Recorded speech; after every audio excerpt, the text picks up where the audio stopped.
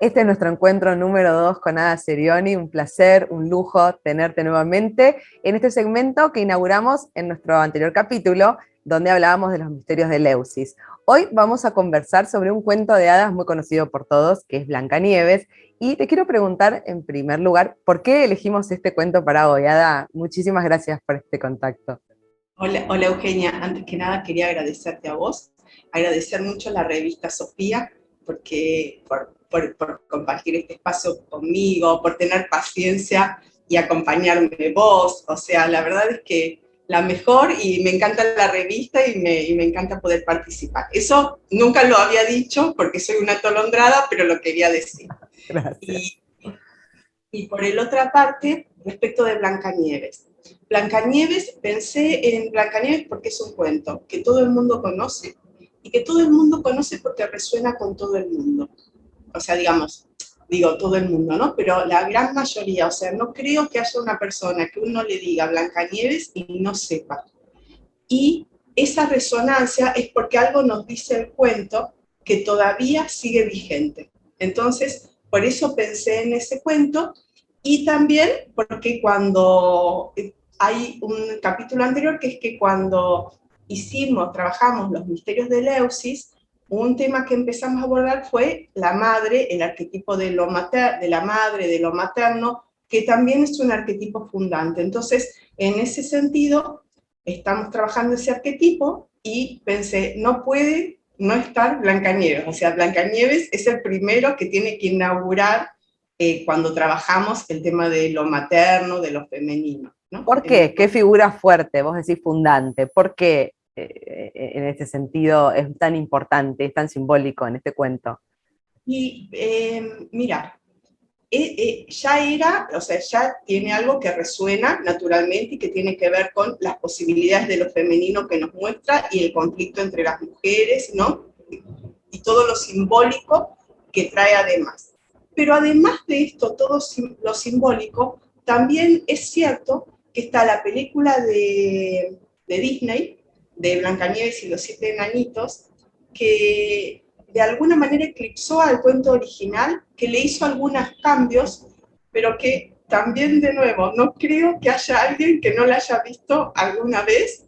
Yo, por ejemplo, me acuerdo el momento exacto en que vi esa película por primera vez, porque fue un antes y un después. Yo era chiquita, pero fue un antes y un después en mi vida y quedé embelesada, ¿no?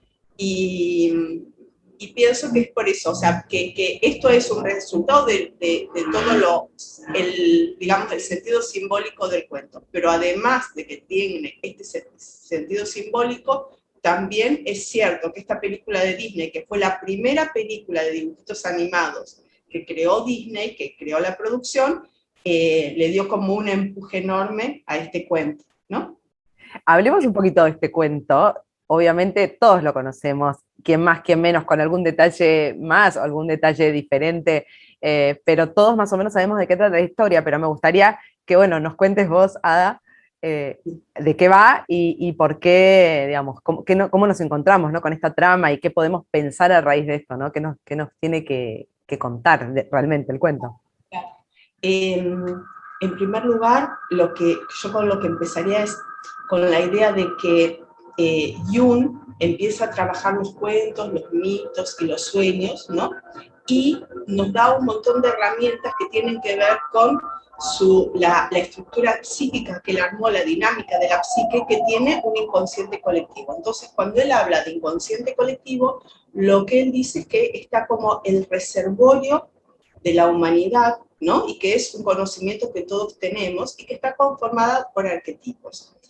Dentro de estos, los arquetipos son como él lo que dice, cuando dice de qué se trata el arquetipo, él va a decir que es una matriz que determina la percepción de algo, o sea, un modelo, una vivencia que nosotros tenemos sin saber que la tenemos, que hace que percibamos y organicemos nuestro mundo de una manera determinada. Cuando él piensa esto, fíjate, ¿no? Hay algo que es que está la frase, ¿no? Que todos conocemos que dice, ¿qué fue primero, el huevo o la gallina? porque de alguna manera nadie se imagina que algo puede existir si no hubo algo que lo cobijara ese nacimiento. Eso es como una vivencia que tenemos, es como un arquetipo fundante del ser humano, ¿no? Y en ese arquetipo fundante del ser humano, de lo que se trata el arquetipo de la madre esencialmente es un recipiente para la vida, es lo que permite que la vida surja. Por eso fíjate que hay mitos en donde la diosa madre es la tierra, o sea, es lo que es ese recipiente, ese espacio que permitió que la vida surja y se desarrolle. En ese sentido, cuando pensamos en un cuento en relación a lo materno, al arquetipo de la madre, no lo pensamos como si fuera una madre en particular, sino lo pensamos de esta manera: ¿cómo es que sea posible la vida? Y el cuento de Blancanieves, viste que empieza, ¿no? Empieza, a mí siempre me encanta, y cada vez que lo vuelvo a leer o lo vuelvo a ver, me da mucho placer. Empieza con esta mujer, ¿no? Que está en esta reina, ¿no? Y cuando también lo que plantean, ¿no? Cuando se habla del arquetipo materno, es que cuando en un cuento se habla de reinas, reyes, emperadores, quiere decir que el problema que van a tratar es un problema colectivo de la humanidad. O colectivo digamos, para no decir solo de la humanidad, lo que diría, por ejemplo, por lo menos es de la cultura occidental. ¿Sí?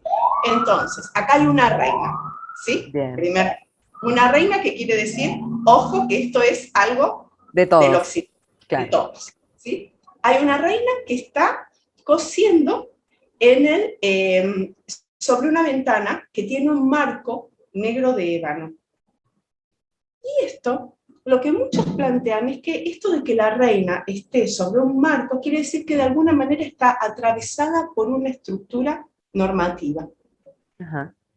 ¿No? Y que mientras está cosiendo se pincha un dedito, caen 3 gotas de sangre, las ve sobre la nieve blanca y piensa: ¿cómo me gustaría tener una niña que tuviera, que fuera blanca como la nieve, roja como la sangre y negra como el ébano? Entonces, estos 3 colores, Eugenia, van a marcar lo que es todo el desarrollo del cuento. Fíjate, porque el blanco tiene que ver con la piel, la luz de la conciencia, ¿no?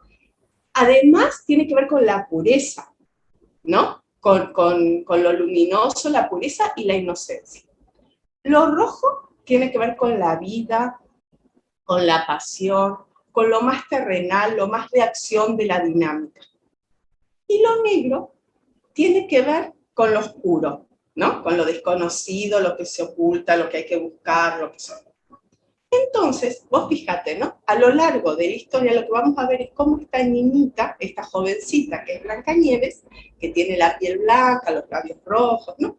Va a tener que ir atravesando todo un mundo de oscuridad para conectarse con la vida, ¿no? Como ella empieza tan inocente, pero tiene que convertirse en una mujer madura. Uh-huh. Y en este sentido también hay algo que es que, viste que todos los cuentos los ha tomado también y ha hecho una buena revisión el feminismo, ¿no? Y entonces, en este sentido, hay unas escritoras que escribieron un libro que se llama La loca del desván. Es lindo. Habla de la mujer. El título me mata. Me encanta, La loca del desván. Es maravilloso, porque el título tiene que ver con la obra de Charlotte Brontë de Jane Eyre. O sea, entonces, ¿te acordás que en esa obra estaba la loca del desván? Que aparece así, entonces ellas lo que quieren es sacar a la luz esa loca y en realidad hablan sobre la mujer y la escritura, pero toman en un momento a Blancanieves y lo que dicen, que tiene algo que ver, es dicen, el cuento, la madrastra tiene tanto peso en este cuento y le da tal dinamismo a este cuento que en realidad debería llamarse Blancanieves y su malvada madrastra. No solo, porque Blancanieves no hace, o sea, la que dinamiza es la madrastra. Todos nos acordamos de esa madrastra. Y ellas lo que plantean ahí hacen un planteo que está bien y que se relaciona después con Jung, porque vos fíjate, ¿no? El feminismo de alguna manera trabaja estereotipos, ¿no? Y los estereotipos, y cuestiona los estereotipos que traen los cuentos, que es la primera mirada desde la conciencia, pero la mirada junguiana hace un trabajo sobre el arquetipo, que es un trabajo simbólico, pero este trabajo de los estereotipos no están tabicados de los arquetipos, están en íntima relación. Entonces, fíjate cómo ellas dicen, o sea, es Susan Gilbert y Sandra Hubbard son las autoras de La loca del Despart, y entonces ellas lo que dicen es esto, ¿no? Que debería llamarse Blancanieves y su malvada madrastra, y que muestra dos tipos de mujeres, y que muestra, ¿no? Una que es angelical, buena, pero también pasiva, dulce, ¿no? Pero demasiado inocente, ¿no? Como no puede estar en este mundo. Y otra que es astuta, pérfida, ¿no? Una bruja. Asesina directamente, claro. Asesina, ¿no? Caníbales en un Caníbal. momento. Caníbal. Y ellas lo que dicen es que esto es un problema de la sociedad que tiene, ¿no? Y que el cuento muestra que esto es un problema de la sociedad que tiene polarizado lo femenino en estas dos imágenes. Y vos fíjate, ¿no? Hay Jung y Marie-Louise von Franz, que es una, mi alemán no es bueno, Eugenia, así que sale como... contenta cuando hablas de ella. Sí, pero nunca la puedo nombrar bien, pero espero que... entonces, ella lo que dice, y que también lo dice Jung, es que en la cultura occidental, por ser herederos de la tradición judeo-cristiana, tenemos como imagen femenina, como un modelo a la Virgen María. Y ella dice, la Virgen María, que hasta concibió siendo virgen, o sea, sin tener relaciones, que solo era buena, buena, buena, no nos representa verdaderamente, ¿no? Y cuestiona eso y dice, y entonces las mujeres tenemos un problema porque la imagen más importante de identificación es una imagen parcial, que no incorpora la fuerza de la tierra, ¿no? Y un montón de otros. Viste que eso ahora, ¿no? Hay muchos que trabajan Magdalena, ¿no? Y Lili, bueno, tratan, pero... Como para ¿no? integrar a esta polaridad de o sos buena o sos bruja, ¿no? Una tercera figura. Esa es la idea. Y fíjate que en el cuento está planteado de esa manera, porque primero, ¿no? Entonces, la madre, ¿no? Que se le cae que dice que querría tener, se muere, ¿no? Entonces, cuando la mamá se muere, la reina se muere, lo que muestra, dicen estas junguianas, es que es una forma de lo femenino que se está agotando, que se agota y que tiene que surgir una nueva, y es la lucha, ¿no? Y el conflicto que se genera en esta nueva manera. O sea, tenemos a una mujer enmarcada, ¿no? Un paradigma viejo exactamente, y un nuevo que tiene que surgir, y la lucha de este nuevo paradigma. ¿Viste que es muy interesante, ¿no? Cómo lo vamos viendo. Y entonces aparece ahí Blancanieves, el padre, ¿no? Que es el rey, que se casa muy pronto con esa mujer. También hay otra cosa, ¿no? Que es que siempre plantean que en los cuentos, o sea, lo femenino, y todos los arquetipos tienen su luz y su sombra, y lo femenino también. Y en ese sentido, por un tema cultural, en general los cuentos, las madres terribles terminaron siendo siempre madrastras, ¿no? Porque es como que no va con y ahí con el estereotipo materno, ¿no? No va que la madre es buena, claro, no se puede.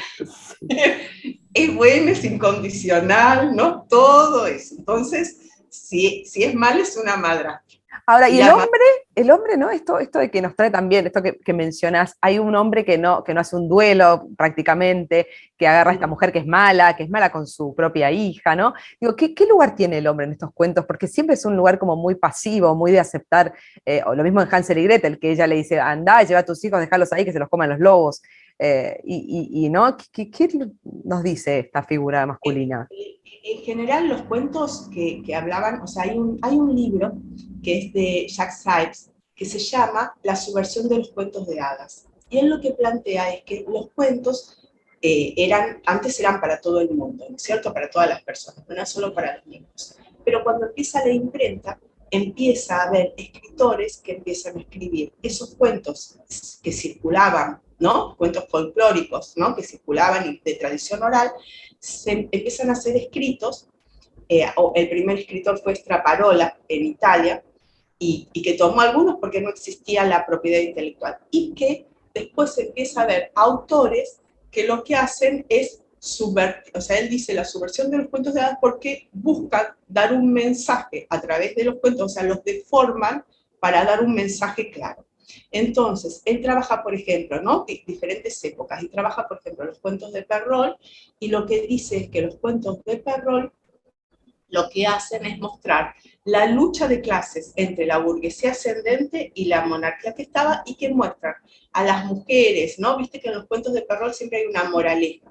Muestran a las mujeres que tienen que ser, o sea, buenas, pasivas, todo esto, y a los hombres lo que hacen tienen que ser vivos y tienen que ser hábiles, como El gato con botas, ¿no? Esos cuentos en donde se trata de la viveza, de cómo obtener cosas, ¿no? Y cómo escalar socialmente. Ese es el lugar, Un ¿no? Robin Hood, claro. Robin Hood, ¿no? Esos son los lugares, ¿no? Que se les da al hombre, ¿no? Que tienen más que ver con...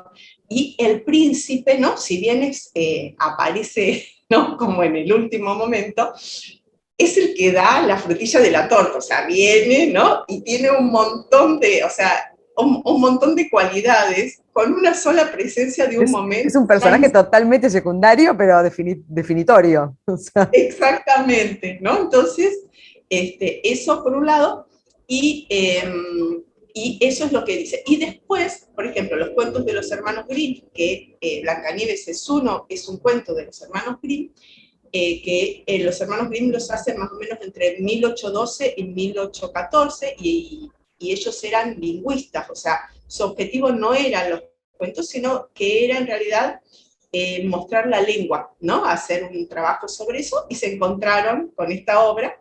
En vida de ellos, los cuentos, que eran los cuentos para el hogar y la familia, tuvieron 7 ediciones y hubo modificaciones en cada edición. Y lo que dice este estudioso, Sykes, es que el objetivo de las transformaciones era incorporar todo lo que tiene que ver con la normativa burguesa. Entonces ellos dicen, por ejemplo, en la primera versión de Blancanieves se encuentra con los enanitos, les cuenta su desgracia, todo lo que le pasa, y ellos le dicen, bueno, no te preocupes, nosotros te vamos a cuidar, ¿no? En la última versión ella les cuenta y ellos le dicen, bueno, vamos a hacer una cosa.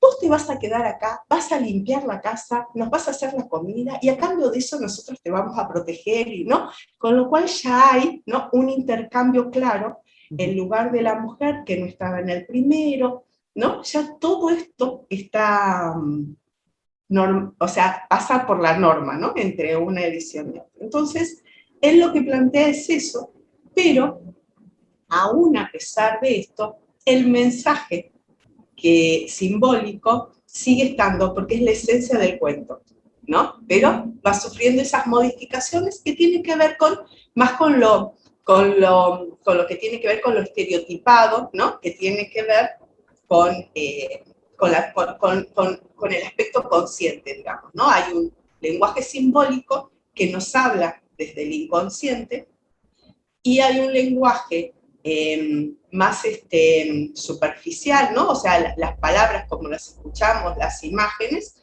nos trabajan en los dos niveles, en el nivel consciente de lo que vemos y podemos analizar, y también en un mensaje, que la idea de hacer estos análisis simbólicos es que tomemos conciencia, porque solo si empezamos a trabajar sobre ellos y los hacemos conscientes, podemos empezar a desarrollar algo en términos, si no nos siguen afectando y no sabemos qué es lo que nos afecta. Entonces, es por eso también que es tan interesante, ¿no? Este trabajo de los cuentos. Este despertar a través de cada historia.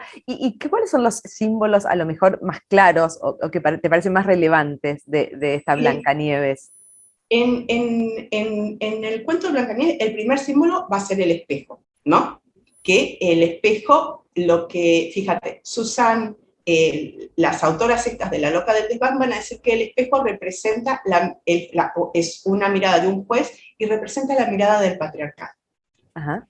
Que no está mal, porque fíjate, ella se mira, es el espejo el que dice quién es o sea, algo tan subjetivo como la belleza lo determina el espejo.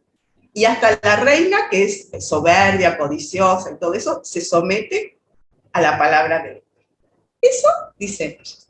Y después, las estudiosas jungianas lo que plantean es que el espejo, hay una que es, no lo puedo pronunciar, se llama la llave de oro, ¿sí? Y es Sibyl Birkhausen Oeri, ¿no?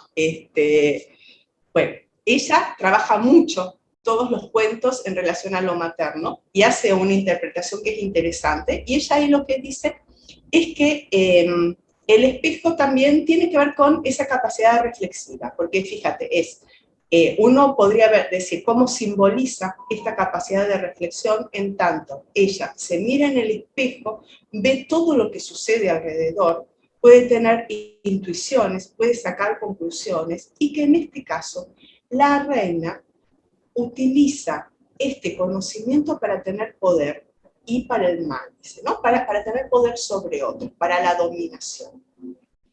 Pero a la vez, para hacerla más linda. Y ser la más linda, fíjate, ¿no? Uno lo podría pensar, ¿no? Desde todo lo que nosotros venimos trabajando como seres humanos, ¿no? De que la belleza ha cambiado y que es algo subjetivo y todo eso. Pero también es cierto que en esa época la belleza simbolizaba algo que a la mujer le daba poder. Entonces, ella de alguna manera, cuando quiere ser la más bella, quiere ser la más poderosa.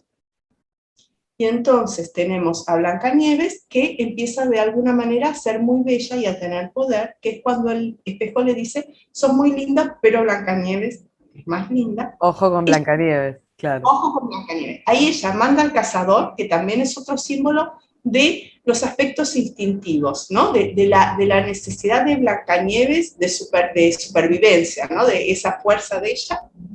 El cazador lo que va a hacer ahí es, ella le pide que la deje, ¿no? Y entonces él mata a un ciervo y le lleva los pulmones y el hígado, ¿no? Y cuando dicen que los cuentos no son para sí, los cuentos. Nosotras hemos escuchado estas historias y ni siquiera nos dimos cuenta, ¿no? De este horror, ¿no? De que le lleva y la reina los cocina con sal, ¿no? Y se los come, creyendo que es Blancanieves. Que simbólicamente esto lo que significa también es apropiarse. De ella, de esa figura bella. Exacto, apropiarse incorporar los atributos del vencido, ¿no? Que es como en otras gestas, ¿no? El héroe se queda con las armas del vencido, ¿no? Entonces, cuando se entera que Blancanieves acá, se interna en el bosque. Se interna sin saber a dónde va. Y el bosque siempre simboliza el camino al inconsciente más profundo.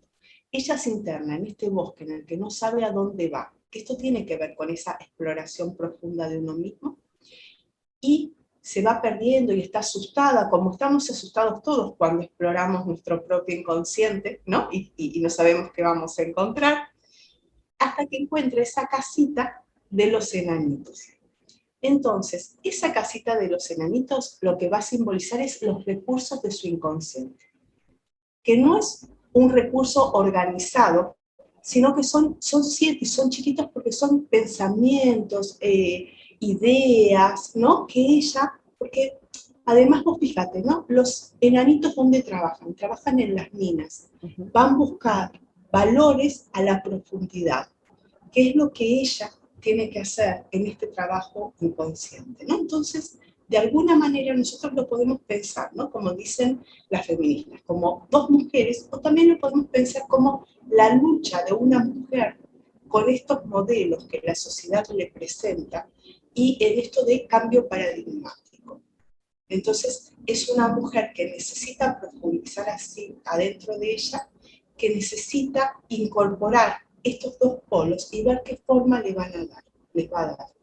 Y se trata de la madre porque el inconsciente es el primer contenedor de la vida psíquica.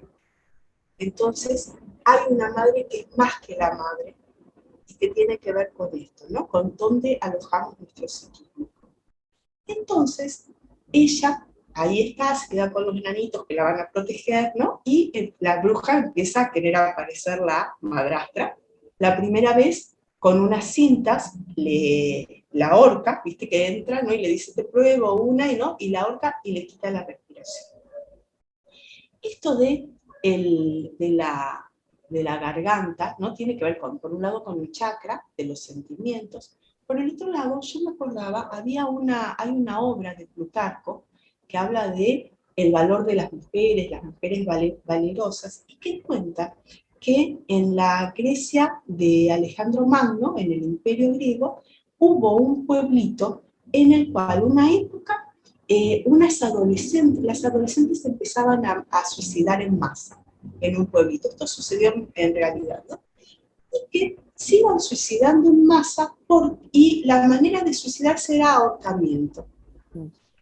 Entonces, hasta que el gobernante del lugar lo que planteó fue que la próxima que se suicidara iban a pasear su cuerpo desnudo por todo el lugar. Y ahí dejaron de suicidarse. No lo hicieron más. No quisieron más, ¿no? Pero, vos fíjate, ¿no? Nosotros podemos relacionar en la época actual con la anorexia, en donde a las personas no les pasa la comida. No dejan de comer, claro, dejan de comer. Claro, ¿no? Como algo que sucede acá en el término de eso de niña a mujer, ¿no? Hay algo que la garganta, que el cuello representa, que tiene que ver con ese pasaje.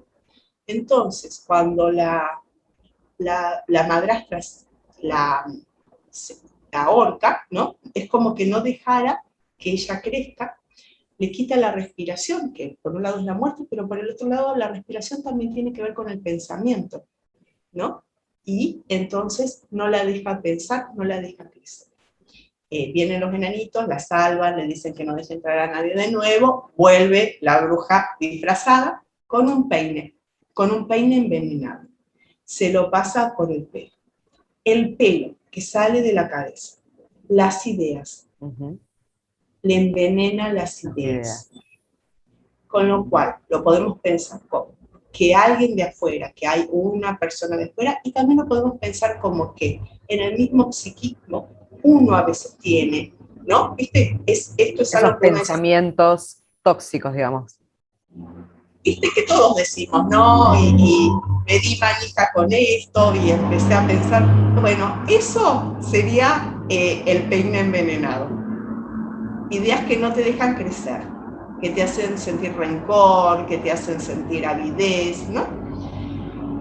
Se cae, llegan los enanitos, la salvan, y ¿qué hace la reina? Trae la madrastra la manzana. La manzana. ¿Qué significa la manzana? La manzana significa todo, porque la manzana nos hace resonancia. La manzana de Adán y Eva. Que la manzana de Adán y Eva lo que permitió es la conciencia del ser humano, porque el ser humano vivía en ese paraíso hasta que Eva le propuso a Adán, ¿no? Y hay toda la historia de la desobediencia de la mujer, bueno, pero más allá de eso, también lo que eso implica es que la manzana también es lo que posibilitó que el hombre empezara a ver que existía la muerte, ¿no? Que saliera de ese paraíso, que el paraíso podríamos pensarlo como el inconsciente, en donde estaba todo perfecto, todo bien, y empezar a tener conciencia de las cosas, conciencia de la muerte, conciencia de la transformación. Después también está la manzana, está la isla de Avalon, del rey Arturo, que es donde están las hadas y las mujeres poderosas, y es donde él va a ir a curarse cuando se muere, ¿no? En la muerte de Arturo. También está las manzanas de las Hespérides, que tienen que ver con uno de los trabajos de Hércules. También está la manzana del juicio de París, ¿no? En donde gana Afrodita en este juicio, ¿no? Que eran las tres, o sea, en el juicio de París lo que había pasado era que había un banquete que no invitan a la diosa de la discordia, y la diosa de la discordia aparece con la manzana que dice, para la más bella, se las tira, y ahí se pelea Hera, Afrodita y Atenea, ¿no? Y Afrodita es la que gana la manzana, con lo cual la manzana también es un atributo de Afrodita que tiene que ver con el amor, tiene que ver con la transformación, tiene que ver con la conciencia, tiene que ver con el amor, y a la vez, fíjate, nuevamente tenemos los colores, porque es el rojo y el blanco. Y lo que hace la bruja es envenenar el rojo. O sea, queda el blanco puro, pero lo que tiene que ver con la vida más terrenal está envenenado. Blancanieves no la quiere comer y la bruja le dice, la madrastra le dice, yo voy a comer lo blanco para que vos veas que no está envenenado, vos come lo rojo. Entonces, esto también tendría que ver con que el amor así puro, frío, por un lado frío de la nieve, pero por el otro lado puro y etéreo, está bien, pero lo que está envenenado es lo concreto, la seducción, ¿no? Todo eso, ¿no? De la pasión, ¿no? Que hay algo que no está bien con eso, y eso es lo que cuando ella come, la envenena y se desvanece. Llegan los granitos, no la pueden Esta salvar vez esta vez, no, claro. no pueden, sufren un montón y deciden que no la quieren enterrar abajo de la tierra porque la ven que tiene las mejillas rozagantes y parece que estuviera viva. Entonces la ponen en un sarcófago de cristal, la ponen en un monte donde van los animales a verla y donde siempre hay un enanito que la va a cuidar. En algún momento, este sarcófago de cristal lo que simboliza es, nos mostraría, ¿no? Una persona que está viva pero que es fría y distante. Entonces, lo que podríamos pensar, ¿no? Si todo esto sucede en el inconsciente de una persona, es una persona que ha de alguna manera dejado que ciertos pensamientos que son veneno porque son destructivos para su ser, para su despliegue, ¿no? Estos pensamientos la hagan de alguna forma estar en los lugares pero aislada, que no entre en verdadera intimidad, en verdadero contacto con el otro, porque a la vez está distante de ella misma, porque no se conecta con sus propios sentimientos, ¿no? Y entonces está en los lugares, y viste que muchas veces, ¿no? Yo me acuerdo una vez, tuve una paciente, Eugenia, que cuando llegó, hace muchos años, me dice, vengo porque adentro mío siento que hay una nenita que vive llorando y que no, si vos ves mi vida, me dice, mi vida es hermosa. Tengo todo lo que alguien puede querer tener. Tengo un marido, estoy contenta, lo amo y él me ama, tengo a mis hijos chicos, una casa linda, el perro, tengo todo. Pero adentro me está esa nenita y yo siento que cuando quiero tocar a mis hijos, entre ellos y yo, hay un vidrio. Wow. Sí, lo dijo así, Eugenia. Es esta figura. Es esta Dice, figura de, a lo mejor, esta desconexión, ¿no? esta desconexión que hace que estemos como, o sea, que estemos, que todos nos vean, que vean nuestras mejillas rozagantes, pero que en último instante, Estamos dormidos, claro. estamos, sí. Y entonces viene el príncipe, la ve, se enamora, se la quiere llevar, la quiere comprar, los enanitos no la dejan. Y yo leí la última versión, no me fijé en la primera versión, que la tengo por aquí, si en la primera versión el príncipe la quería comprar. Pero los enanitos todavía se negaron, ¿no?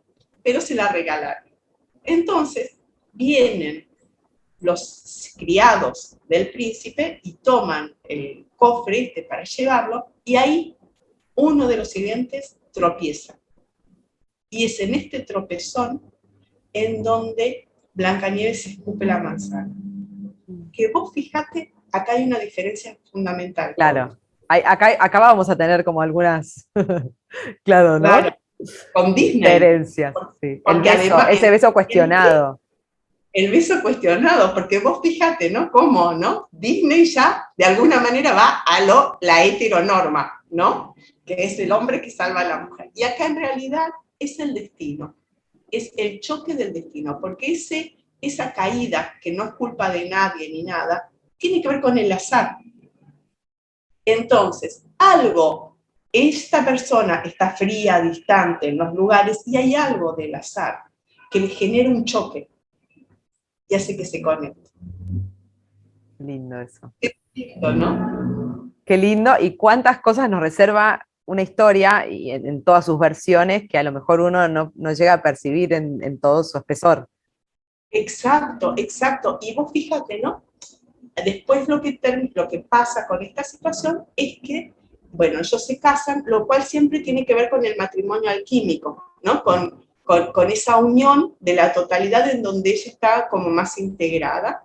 Lo femenino, lo masculino, pero no necesariamente un hombre y una mujer. O sea, es como es algo más. Esos valores, ¿no? Lo activo, con el yin y el yang, ¿no? Y por el otro lado está el recuadrito de lo que pasa con la madrastra, ¿no? Que va al casamiento, que la ve tan linda, o sea, que cuando le invitan se sorprende y le da miedo y va con miedo, y que cuando llega le ponen unos zapatos de hierro incandescente y baila hasta morir, ¿no? Que es horrible esa escena, no es la misma escena que la de Disney, pero que también representa, para mi entender, lo que tiene que ver con la impulsividad.